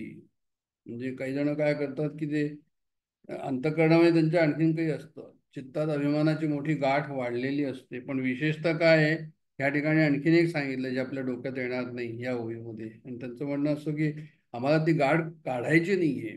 म्हणजे आम्हाला माहिती आहे की हा आम्ही अभिमान आहो, आम्हाला माहिती आहे की आम्ही अहंकारी आहो, पण तो अहंकार मग ते निरूपणे वितळले परी वितळोची नेदी. निरूपणातनं आमचा अहंकार जाईल पण हे काय करतात म्हणजे हा अहंकार त्याला जपून ठेवतात. नाही नाही नाही अहंकाराला जाऊ नका. उगीच त्यांचं ऐकून जे आहे आमचा अहंकार न जावा, अशा प्रकारचा विचार आपण नाही करत. पण समर्थाने परिवितळोची नेदी हे करून त्यांचं किती हे होतं लोकांबद्दल, सायकोलॉजी किती त्यांनी स्टडी केलेली होती असं म्हणायला हरकत नाही. की निरूपणी सावकाश पाहावे वक्त्याचे गुणदोष, जैसे मिळाले वायस विष्टात उन्नती. आता निरूपणाला बसले आणि काय करतात, वक्त्याचे गुणदोष पाहतात. ते जसं कावळा त्यांनी लिहिलंय विष्ठा उन्नती, कावळा पाहतो आपल्या खाद्याला, तसं आम्ही जे आहे ते काय करतो, तो म्हणे जे आहे ते वक्त्याचे गुणदोष पाहतो, की बोलण्याला काय गुण, काय दोष, काय पैसुनी निरूपणा ऐके वृत्ती गुणदोषी फाके, अविवेकी गुणदोष देखील सर्वत्रांचे. आता आणखीन पुढे आहे त्यांनी सांगितलं, नुसतंच बोलणाऱ्याचे तो गुणदोष नाही पाहत, तर म्हणजे जे आसपास बसलेले आहे जे श्रोते वर्ग आहे त्यांचं सुद्धा गुणदोषाबद्दल हा विचार करतो, की कोण काय करतंय, काय म्हणतंय. तर हे आणखीन दुसरं की निरूपण चाललंय, हा ऐकतोय आणि इकडे तिकडे पाहतोय, वक्त्याचे गुणदोष आणि इतर लोकांचे गुणदोष. बैसला दिसे अति तत्पर पण मन करी नाना व्यापार. बसला कसा आहे तर म्हणे अगदी असा बसला जसं कोणाला वाटेल की नाही नाही हा तर खूप अगदी लक्ष देऊन ऐकतोय, पण मन करी व्यापार नाना व्यापार आणि आवरेना अनावर उठवणी पडे. म्हणजे पुष्कळ आता एवढं पर्यंत होतं, हे सुद्धा त्यांचं म्हणजे ऑब्झर्वेशन आहे समर्थांचं, की म्हणजे त्याच्या मनामध्ये इतका काहूर माजतो, निरूपणात लक्ष लागत नाही, की तो शेवटी म्हणतो की आता इथं चला झालं, हे सोडूनच द्या म्हणून. अशा प्रकारचं त्यांनी दिलेलं आहे. पण तुकाराम महाराज काय म्हणतात, की कासया वर्णू इतरांचे दोष, माझे ठाई वाण काय आहे. इतरांचे दोष काय पाहणार मी, माझ्यामध्ये काय कमी आहे का. आणि मग मनाबद्दल त्यांनी इथे खूप महत्वाचं जे आहे ते सोनी चिंचोकरांनी या ठिकाणी दिले, की मन दिसते मा धरावे. नव्या दासबोधामध्ये त्याचे उदाहरणं दिले, की मनाबद्दल जे आहे काय करायचं, मन दिसते मा धरावे, ज्याचे त्याने आवरावे, आवरून विवेके धरावे अर्थांतरे. मनाला विवेकाकडे वळवावं, मन भलतीकडे राहावे, ते विवेकी आवरावे आणि मग त्याला विवेकाने हे केलं पाहिजे. आणि इंद्रिय दमन करावे, इंद्रिय दमन जे आहे ते करायला हवं आणि त्याला ते सत्वगुण असं म्हणतात. मनाच्या तोडून बोडी श्रवणी बैसावे आवडी आणि सावधपणे घडीने घडी काळ सार्थक करावा. म्हणजे मन इकडे तिकडे जाऊ देऊ नये, काय असेल त्याच्या मनामध्ये ते सर्व बाजूला ठेवावं आणि निरूपणात लक्ष लावावं. अर्थप्रमेय ग्रंथांतरी शोधून घ्यावे अभ्यंतरी, दुश्चितपणे आले तरी पुन्हा श्रवण करावे. काय त्याचा अर्थ आहे एकाग्र चित्तानं श्रवण करावं आणि काय अर्थ आहे ते पाहावं, असं त्यांनी म्हटलंय. आणि मग ह्या ओवीमध्ये 17वी ओवी आहे आणि या 17व्या ओवीमध्ये काय सांगितलंय तर म्हणे, निद्रा श्रवण करताना जी आम्हाला निद्रा येते, जे डोळे झोपेने तारवतात, झोपेने ग्रासला जातो, डुलकी येते, जांभई येते आणि सर्वांगात जर निद्रेचा संचार होत असेल तर ती झोप आवरत नाही. आणि मग असं जर असेल की जर अंतःकरणामध्ये निद्रा भरलेली आहे तर मग काय होतं, तर म्हणजे जे आहे ते विवेकाला मग जागा राहत नाही त्या अंतःकरणामध्ये, कारण ते अंतःकरण निद्रेनेच व्यापलेलं आहे. आणि मग या ठिकाणी परत समर्थांच्या ह्याच्यामुळे प्रमाणे, समर्थांच्या स्वभावाप्रमाणे त्यांनी अतिशयोक्ती अलंकार या ठिकाणी प्रयोग केलेला आहे, की त्यांनी असं म्हटलेलं आहे की तो तंबुरावर जाऊन पडतो आणि तंबुरा जो आहे तो तुटून जातो, किंवा तो जो आहे तो लोळतो मंदिरामध्ये, अशा प्रकारचं निरूपणामध्ये. तर बैसताची निरूपणी नेत्री भरली घात घेणी, अत्यंत झाकळलेला प्राणी सुषुप्तीमध्ये, कडकडा जांभया येती, डगडगा डुकल्यात येते, घाबरे होऊन पाहती, क्षणक्षणा दुश्चित्ते. या सर्वांचा अनुभव त्यांना तिथे होता त्यावेळेस. याचा अर्थ हा झाला, नेत्री झापडी पडली वैभव वैंभळ मुखे विकासली, नावरे सर्वांगी भरली निद्रा बळी. म्हणजे एकदा डोळ्यावर निद्रेची झापड आली की काही श्रोतांचा चेहरा बावटासारखा दिसू लागतो, किंवा त्यांचा चेहरा बावटपणाने शोभून दिसतो. असं म्हटलेलं आहे त्यांनी, की बावटपणाने वैंबळ मुखे विकासली, नावरे सर्वांगी भरली निद्रा बळे. आणि निशेष देहभाव गळे, नवचती नेत्र उघडले, एकते कलथोनी पडिले, एकी फोडिले ब्रह्मविणे. मग एखाद्याला काय देहाचं भान राहत नाही आणि त्यांनी डोळे उघडले असे बोलायची सोयच नसते. निद्रेच्या आहारी गेल्याने कोणी कलंडून खाली पडतो आणि एखादा मनुष्य तंबुरावर पडल्यामुळे तंबुरा फुटतो. जागृतीचे नाही ठावं, ते जागृतीमध्ये नाहीच, जैसे डुलती मानुभाव, मने मांडीला उत्साह सुखनिद्रेचा. ते सुखनिद्रेमध्ये आहे, त्या ठिकाणी डुलक्या घेत आहे. निद्रा प्रवेश अभ्यंतरी तेव्हा विवेकाशी कैची उरी. मग तिथे विवेक कसा राहील जो निद्रा आहे अंतःकरणामध्ये. तर धारिष्ट पळे दूरीच्या दूरी जागृती विषयी. तर त्यांच्या मनाने मंदिरातच निद्रेचा सुखोत्सव चाललेला आहे, आरंभलेला आहे, असं ते म्हणतात या ठिकाणी. निद्रा प्रवेश अभ्यंतरी. आता आला निरूपणी कंटाळा, प्रबळ निद्रेचा उमाळा, निद्रा लोळवी सकळा, श्रोत्यासी बळे.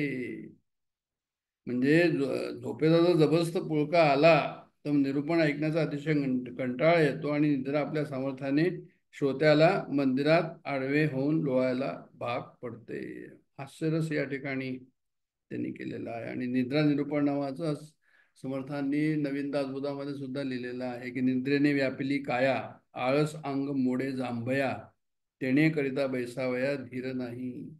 कडकडा जांभया येती, चटचटा चटक्या वाजती, डगडगा डुकल्या देती सावकाश. एकाचे डोळे झाकती, एकाचे डोळे लागती, एक ते वचकोन पाहती चहूकडे. एक उलथून पडले, तीही ब्रह्मवीणे फोडिले, हुडकाचे तुकडे झाले सुधी नाही. एक टेकून बसले, येत घोरू लागले, एक कुताणे पसरले सावकाश. अशा प्रकारचं जे आहे त्यांनी सर्व वर्णन निद्रेबद्दलचं दिलं आहे. सर्व मजेदार वर्णन आहे आणि असं सर्व होतं आहे. त्यांचं ऑब्झर्वेशन जे आहे ते इतकं डीप ऑब्झर्वेशन त्यांचं आहे, ह्याच्याबद्दलचं आम्हाला जे आहे ते आश्चर्यच वाटतं की त्यांचं एवढं होतं. आणि मग जे आहे ते निद्रा अज्ञानाची सावली, निद्रा भ्रांतीची माऊली, निद्रा निरूपणी केली विवसी ईश्वरे. म्हणजे निद्रा कशी आहे तर म्हणे जे आहे ते अज्ञानाची सावली आहे, म्हणजे तिथे ज्ञान नाही आहे, तिथे तिथे भ्रांती आहे. निद्रा भ्रांतीची माऊली, निद्रा निरूपणी केली विवसी ईश्वरे. मग निद्रेकरिता विस्मृती पडे, निद्रेकरिता भ्रांती जडे, निद्रेकरिता स्फूर्ती मोडे, निद्रा हृदय शून्य. निद्रा जर आली तर मग विस्मृती राहत नाही, स्फूर्ती राहत नाही. आणि निद्रा अविद्येचे फळ, निद्रा जन्माचे मूळ, निद्रा सकाळची व्याकुळ करून पाही. अज्ञान अथवा भ्रम हे निद्रारूपी वृक्षाला आलेले फळ आहे. निद्रा हे पुनर्जन्माचे कारण आहे. निद्रेचा प्रभावच असा आहे की श्रोता देहभान विसरून व्याकुळतेने आडवा पडतो. आता ह्या ठिकाणी असं सांगितलं की पुनर्जन्माचं कारण, याचा अर्थ हा आहे की एक प्रकारे आम्हाला जे आहे ती भगवंताविषयी निद्रा आहे आणि संसाराविषयी जागृता आहे. तर भगवंताविषयी निद्रा जावी आणि संसाराविषयी निद्रा यावी. जसं की तो भगवद्गीतेमध्ये जो श्लोक आहे जो आहे तो म्हणतो की म्हणजे मी म्हणजे जे आहे ते संसारामध्ये लोक जे आहे केव्हा जागतात आणि साधू जो आहे तो केव्हा जागतो, अशा प्रकारचं त्याच्यामध्ये आहे तो श्लोक. त्यांना म्हणायचं तात्पर्य असं की आमचं जर अज्ञान गेलं तर याचा अर्थ हा झाला की आमची निद्रा गेली. आणि अज्ञान जर आहे, निद्रा जर आहे, भ्रम जर आहे, तर ह्या वृक्षाला काय होईल? पुनर्जन्मचं कारण आहे त्याचं. म्हणजे संसारामध्ये राहून, संसाराचे कर्म करून, संसाराची इच्छा ठेवून आणि मग काय करायचं तर म्हणजे जे आहे ते परत पुनर्जन्म होईल असं. तर निद्रा आळसाची पेटी, निद्रा भ्रमाची खोटी, निद्रा हे परम ओकटी साधक बाधी. म्हणजे अज्ञानाबद्दल खरं म्हणजे सांगितलं आहे. निद्रा म्हणजे फक्त या ठिकाणी झोप न घेता माझं अज्ञान जे आहे भगवंताविषयी ते या ठिकाणी घ्यायला हवं. की निद्रा माणसाला निराश करते, माणसाला फसवते. निद्रामुळे आयुष्याचा सत्यानाश होतो. आणि पुढे लिहिले की निद्रा प्रकाशाची झापडी, निद्रा विवेकाची वेगळी, निद्रा नागवण उघडी साधकाशी होय. निद्रेच्या पेटीत आळस सुरक्षित ठेवला आहे असं म्हणतात. आळसाची पेटी. निद्रेमुळे ज्ञानाचा प्रकाश झाकला जातो. निद्रा प्रकाशाची झापडी. आणि निद्रा अशी नशा आहे की त्याच्यामुळे विवेक बुद्धी नष्ट होते. आणि निद्रा नागवण उघडी, म्हणजे निद्रा ही साधकाला उघड उघड स्वहितापासून लुबाडते. एवढं गोड निरूपण सोडून ते श्रोते झोपेचे लाड पुरवतात असं म्हणतात त्याच्यामध्ये 83 मध्ये की सांडून निरूपण गोड, पूर्वी ती निद्रेचे कोड. म्हणजे गोड निरूपण चाललेलं आहे, त्याला सोडून ते निद्रेचे लाड पुरवतात असं त्यांना म्हणायचं. ते साधक जाणावे झोंड, संत निजधन नेणती. त्यांना साधक म्हणावं का? पुढे म्हणतात की जो सादर अर्थांतरी तयासी निद्रा काय करी, जे निसंग दरिद्री तयासी बाधी. जे आदरपूर्वक श्रवण करतात, अर्थ समजून घेतात, त्यांना निद्रेची मात्रा चालत नाही. मात्र जे निर्लज्ज आणि दरिद्री असतात ते झोपत राहतात. ऐसी निद्रा महाविघ्न, बळेची श्रोते करीती भग्न, ते न येता संलग्न श्रवण व्हावे. तर काय आहे की म्हणे अशा प्रकारे निद्रा हे महान विघ्न आहे. आपल्या सामर्थ्याने ती श्रोत्यांचे चित्त छिन्न विच्छिन्न करते. मग ती निद्रा न आल्यामुळे ते निरूपणाच्या विषयाला चिकटत नाही. ते असं निद्रा न आल्यामुळे ते विषयाच्या निरूपणाला चिकटून राहतात आणि त्यांना श्रवणाचा लाभ होतो. तर निरूपणाचे आधारे फिटे निद्रेचे कावेरे, त्याची श्रोते येरे पामरे जित. आता या ठिकाणी निद्रा म्हणजे परत अज्ञान समजा आहे. परत मी म्हणेन या ठिकाणी की जे आहे ते अत्यंत आवश्यक आहे की आमचं जे अज्ञान आहे हे अज्ञान या ठिकाणी गेलं पाहिजे. आणि विवरणामध्ये त्यांनी दिलेलं आहे असं की काय होतं की म्हणजे एक जर आम्ही दोष केला, एखादा दोष जर आमच्यामध्ये असेल तर बाकीचे दोष सहज येऊन जातात असं त्यांना म्हणायचं आहे. त्या दोषाचं स्वरूप इतकं भयानक असतं की जे आहे ते इतर दोष सुद्धा ते येतात. आता समजा तुम्ही निद्रा म्हटलं या ठिकाणी, तर निद्रात मग आळस येईल, दुश्चित्तपणा ज्याला आपण म्हणतो, मग त्यामुळे अज्ञान होईल, मग त्यामुळे भ्रांती होईल निद्रेमुळे, मग विस्मरण होईल, मग नैराश्य होईल, तर भ्रामक ज्ञान होईल. तर सांगायचं तात्पर्य असं की एक एक दोष आल्यानंतर इतर आणखीन दोष येतात. म्हणून निद्रेवर विजय मिळवला पाहिजे. निरूपण समयी संत बरेच काही द्यायला बसले आहेत, पण आपण जर ग्रहण करण्याच्या मनस्थितीत नसू तर नुकसान आपलेच आहे. त्यांनी आपलं काम केलं. मुक्त संतांना असं वाटतं की बाबा आम्ही मुक्त व्हावं म्हणून म्हणून ते जे आहे ते त्यांना गरज नाही त्याची, म्हणून ते साधक राहतात. तर संत ही काय तर म्हणे भगवंताची योजना किंवा इच्छा समजून संत अलिप्त राहतात. आणि श्रवण हे जुलमाचे नसावे, मनापासून असावे. त्यासाठी पूर्व पुण्याही हवी, भौत सुकृताची जोडी, म्हणून विठ्ठल हे आवडे. म्हणून आम्हाला श्रवण आवडतं. श्रवणाचं सुद्धा महत्व या प्रकारे आहे की भगवंताची कृपा आमच्यावर आहे. तर निद्रेने जो आत्मघात करून घेत आहे त्याला कोण अडवणार. ते खरं म्हणजे असं आहे की जसं मी आता सांगितलं की निद्रेने आत्मघात करून घेतो म्हणजे एक तर झोप झाली आणि एक अज्ञान झालं.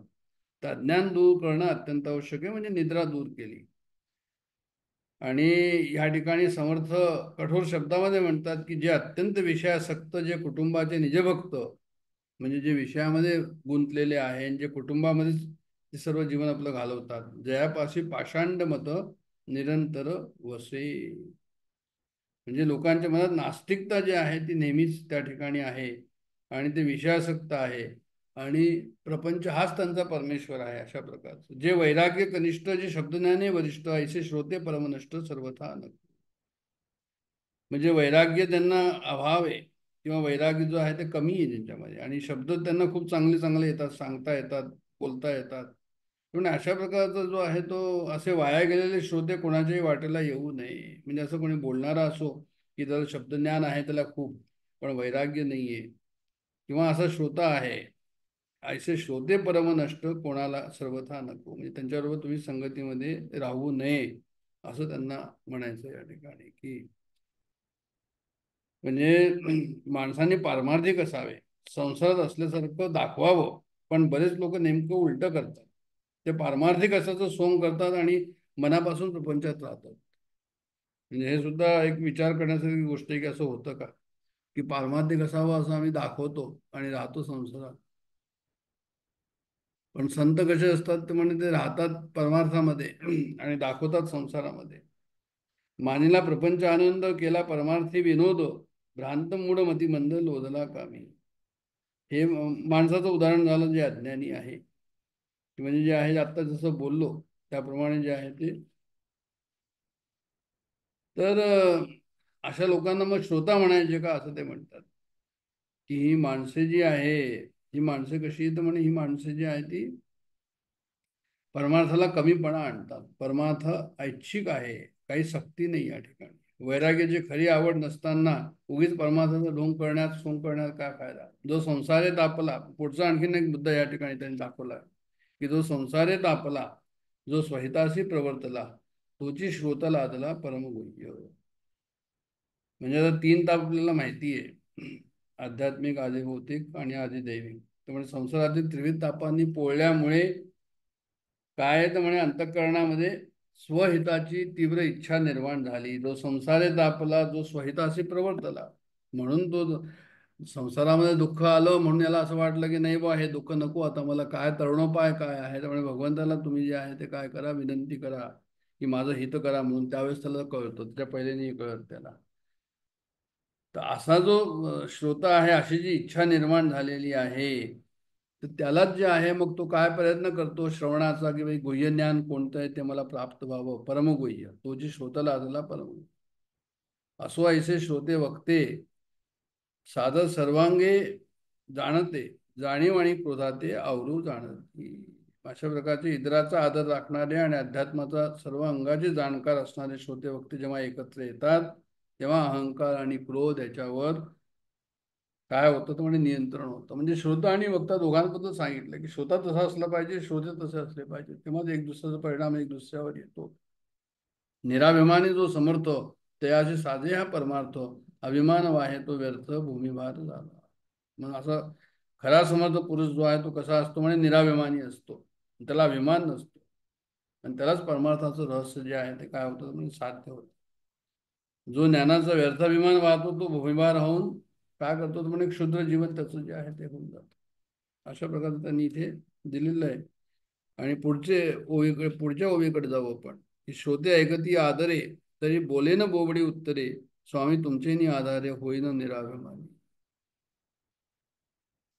जे आहे की आता ह्या ठिकाणी काय झालंय की ह्या ठिकाणी समर्थांनी जे आहे ते आपल्याला आता हे सर्व त्यांनी त्रिविध तापाबद्दल सांगितलं. आता त्याच्यानंतर जे आहे ते स्वतःबद्दल ते सांगतात ते की स्वतःला ते म्हणतात की माझे बोल बोबडे असूनही मी देखील नीट निरूपण करेल आणि ह्या निरूपणाचा अभिमान होऊ देणार नाही. आणि ह्यासाठी काय हवं तर म्हणे ह्या ठिकाणी जे आहे ते स्वामी तुमचेनी आधारे होईल निराभिमानी, अशा प्रकारचे असलं पाहिजे. म्हणजे तुमच्या आधाराने जे आहे मला निराभिमान करा, म्हणजे तुम्ही कृपा करा माझ्यावर, असं त्यांना म्हणायचं. जैसी मायबापे वर्तिती तैसी जी क्रिया लेकुरे घेती, म्हणून या श्रोते वक्ती निराभिमान व्हावे. म्हणजे आई वडील जसे वागतात तसंच लहान मुलं वागतात, म्हणून श्रोता वक्ता या ठिकाणी दोन्हीही निराभिमानी हवे असं त्यांना म्हणायचंय. तुम्ही स्वयं निराभिमान परी माझा ठाई अभिमान असेल म्हणून साधन पाय तुमचे. आता यांनी काय सांगितलं की म्हणे वरती तर सांगितलं त्यांनी की मायबाप जसं असतील तसे लेकरे होतात, पण आता परत त्यांनी म्हटलं की तुम्ही तसे आहात पण मी तसा नाहीये. तुम्ही स्वयं निराभिमान, तुम्ही स्वतः अभिमान तुम्हाला नाहीये, परी माझा ठाई अभिमान, माझ्या ठाई अभिमान आहे. तर मग असेल म्हणून साधन पाय तुमचे. म्हणजे मी आता ही विनंती करतो तुम्हाला की माझा अभिमान जावा, तुम्ही हा माझा अभिमान काढून घ्या, अशी या ठिकाणी समर्थ प्रार्थना करतात. माझा अंगे अभिमान जडे तरी गोष्टी येईल स्वामीकडे, जैसा परिवार पळतामुळे महत्व द्रुपदीचे, अशी ती 95वी ओवी आहे. की सैन्य जर रणांगणावर पळून गेलं तर सैन्याचे नेतृत्व करणं रायाचे महत्व कमी होतं.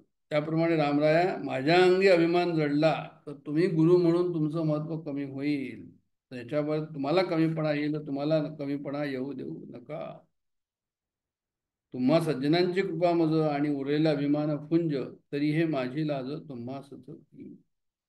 96 येऊ, तुमच्यासारख्या सज्जनांची कृपा माझ्यावर जर असेल आणि माझ्यामध्ये जर अभिमान उरला तर मग हे कसं शक्य आहे. म्हणजे तुमची कृपा नाही, तुम्ही माझ्यावर कृपा करा, तुम्हाला कमीपणा येऊ देणार नाही, येणार नाही, अशी तुम्ही काळजी घ्या. असं म्हणजे पहा कशा प्रकारे ते प्रार्थना करतात ते की स्वामी तुमचेनी प्रतापे कृतांत काळ तोही कापे, तुमचेनी वचना मात्र सोपे होय परब्रह्म. मग तुमचे किती कृतांत काळ तोही कापे असं म्हटलेलं आहे या ठिकाणी. कृतांत काळ तोही कापे म्हणजे तुमची किती या ठिकाणी शक्ती आहे, यमराज सुद्धा कापतात. मग तुम्ही एकदा महावाक्य सांगितले की साधकाला परब्रह्म सहज सुलभ होते. अशी जर तुमची हे आहे पॉवर, तर मला सुद्धा जे आहे ते एकदा तत्वमसी या महावाक्याचा उपदेश झाल्यानंतर त्याचा अनुभव यायला पाहिजे. अशा प्रकारचे तुम्ही तरतूद करा.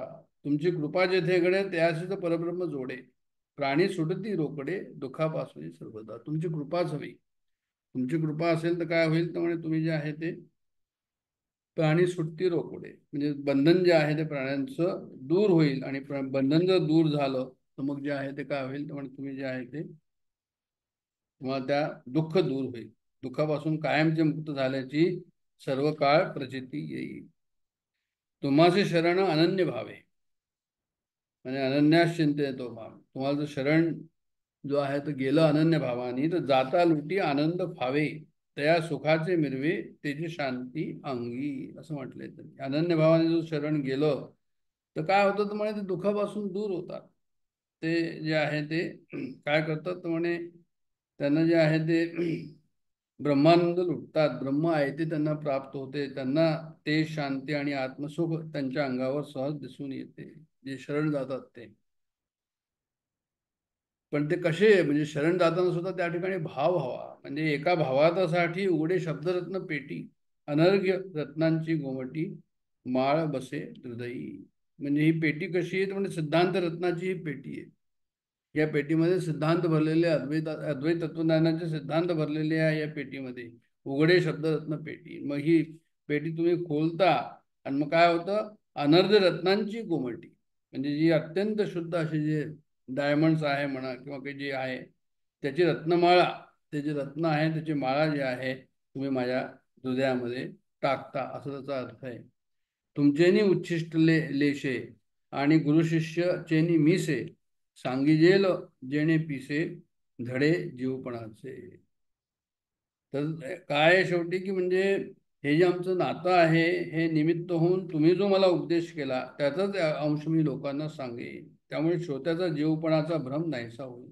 आता या ठिकाणी महत्वाचं असं आहे की आम्ही सुद्धा जे आहे ते श्रवण करावं, मनन करावं, निधिध्यासन करावं, क्रियेमध्ये आणावं, तेच जे ग्रंथामध्ये सांगितलेलं आहे, जे गुरुनी सांगितलेलं आहे, जे गुरुनी शिकवलेलं आहे तेच सांगायला हवं. ही जिम्मेदारी एक या ठिकाणी जी आहे ते शिष्याची आहे की त्यांनी तेच सांगायला पाहिजे, तेच सांगायला पाहिजे जे त्याला शास्त्रामध्ये आहे, जे भगवंतानी किंवा गुरुनी सांगितलेलं आहे. हे महत्वाचं एक आहे. आणि दुसरं असं की भावार्थासाठी उघडे शब्द रे, हे जे भाव या ठिकाणी हवा, म्हणजे जसा भाव तसा देव, भावना जयाची जैशी ती फळेल त्याला तैशी. तर भाव धरारे आपुलासा देव करा, तर भाव जो आहे तो महत्वाचा आहे. जेव्हा भाव होईल त्याच वेळेस जे आहे ते भगवंताची कृपा आमच्यावर होईल, असे 100वी ओवी म्हणते. आणि 101वी हे जिम्मेदारी दाखवते की आम्ही तेच बोलायला हवं जे की परमार्थामध्ये म्हणजे शास्त्रामध्ये गुरुनी सांगितलेलं आहे. इति श्रीरामी रामदास विनवी संत सज्जनासो, व्युत्पत्ती आणि पदप्राप्सो क्षमा केली पाहिजे. असा रामस्वरूप झालेला रामाचा हा दास साधू संतांना विनंती करतो की माझ्या निरूपणात विद्वत्ता कमी असल्यास आणि सदोष, माझं प्रवचन सदोष असल्यास तुम्ही मला क्षमा करा आणि माझ्यावर कृपा करा, असं त्यांनी सांगितलं आहे. आणि हे केव्हा होईल तर म्हणे त्यांचे पाय हो नमावे, त्यांचे कीर्तन हो ऐकावे, तेच तेच तुम्ही परत करत राहाल. ऐसा तोचे हरिदास लटकेन मध्ये रामदास. पूर्णपणे त्यांच्यावर तुम्ही अवलंबून राहा, पूर्णपणे तुम्ही त्या ठिकाणी काय करा, म्हणजे सरेंडर करा. आमचे सज्जन सत्य साधूजन होय समाधान त्याचे, सज्जन सत्संग करा असं त्यांना म्हणायचंय. कारण की संत नेहमी समाधानी असतात, म्हणून या मनी आवडती आवडती सदा संत जीवलग, सुखरूप संक सज्जनांचा. तशा प्रकारे माझ्यामध्ये जर काही दोष असतील तर तुम्ही त्याला जिम्मेदार आहात असं जरी म्हटलं तर प्रार्थना करायची की बाबा जे आहे ते काय करायचं की तुम्ही माझ्यावर कृपा करा आणि माझे दोष दूर करा. हा संतांच्या हातचा मोळ आहे, माझे दोष दूर करणं. तुम्ही स्वभावामध्ये माझे दोष आहे आणि हे दोष तुम्ही दूर करा. आणि असा समर्थाचा अनन्य भाव पाहून श्री चिंचोकरांनी येथे त्याचं हे केलंय की समर्थाचा अनन्य भाव पाहून संतांनी त्यांच्या गळ्यात जी सिद्धांताची माळ घातली त्याचे दर्शन आपल्याला पुढील समासामधून होणार आहे. म्हणजे पुढचे समास जे आहे ते गुरु शिष्यांची लक्षणं सांगणार आहे. आणि समर्थांच्या दृष्टीने म्हणजे वक्ता म्हणजे गुरु आणि श्रोता म्हणजे शिष्य, परंतु पुढील 2 समासामध्ये अनुग्रह घेतलेल्या गुरु आणि शिष्याची लक्षणे सांगितलेले आहे. सद्गुरू आणि सत्शिष्य जर एक आले तर अध्यात्मविद्या कशी आकाराला येते हे या ठिकाणी त्यांनी दाखवलेलं आहे. तर सद्गुरू लक्षण जो आहे हा समास आपण आता पुढच्या वेळेस पाहूया. जय जय रघुवीर समर्थ.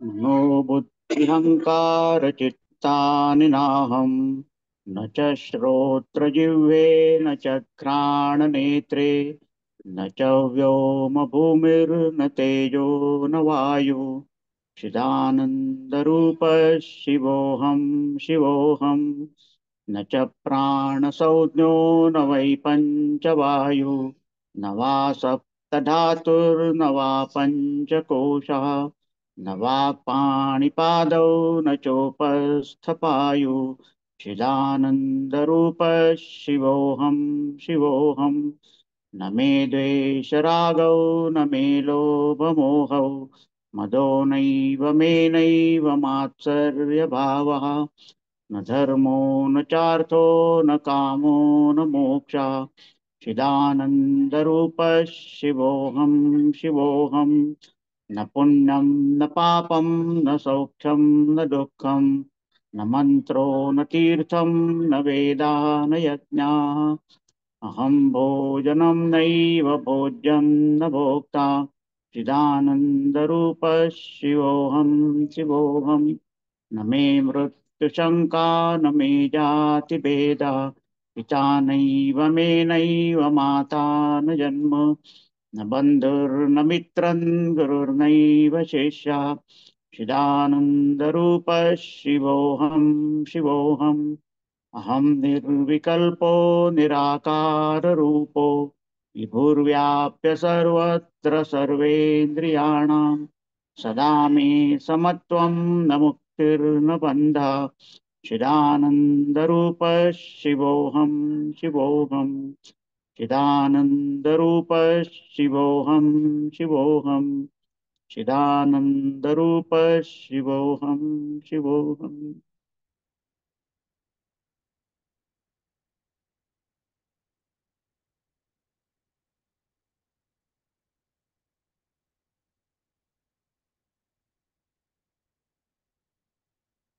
ॐ पूर्णमदः पूर्णमिदं पूर्णात् पूर्णमुदच्यते पूर्णस्य पूर्णमादाय पूर्णमेवावशिष्यते। ॐ शान्ति शान्ति शान्ति हरि ओम्।